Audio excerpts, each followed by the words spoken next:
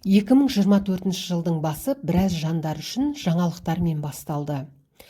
2024 жылы 1 қаңтардан бастап Қазақстанда айлық есептік көрсеткіш, ең төменгі күнкөріс деңгейі және ең төменгі жалақы көрсеткіші жоғарылады.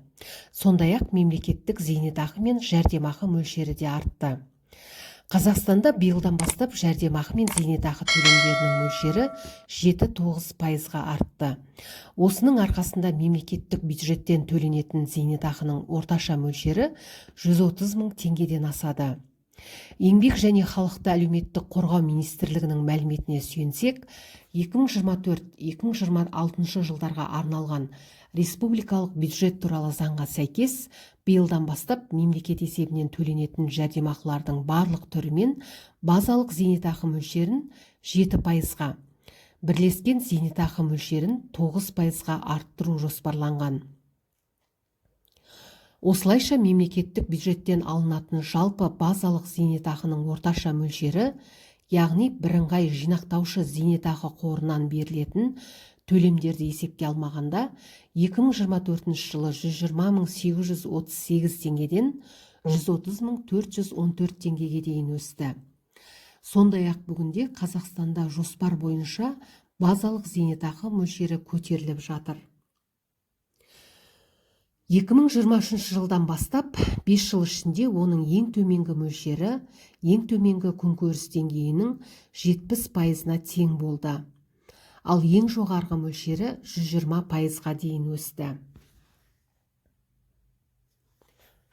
2024 жылы ең төменгі жалақы ең төменгі күнкөріс деңгейінің 65%-ын, немесе 28.215 теңгені, ал базалық зейнетақының ең жоғарғы мөлшері ең төменгі күнкөріс деңгейінің 105%-на, яғни 45.578 теңгеге тең болды.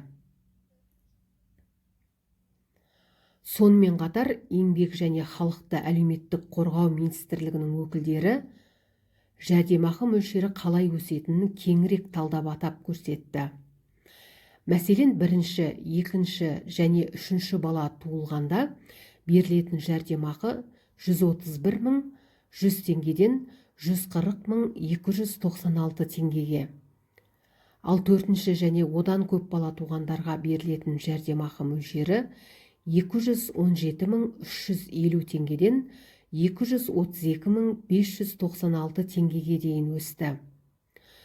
Көп балалы отбасыларға берілетін жәрдемақы мөлшері де бала санына байланысты өзгеруі мүмкін.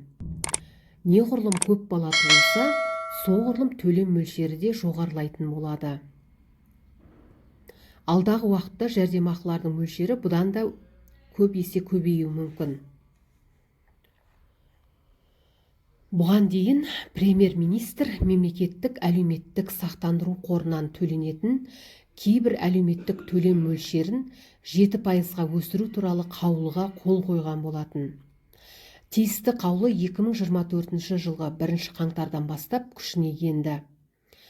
Биылдан бастап 4 бала үшін берілетін жәрдемақы мөлшері 59.183 теңге. Былтыр ол 55.304 теңге болған болатын, ал 10 бала туған үшін 147.680 теңге төленеді.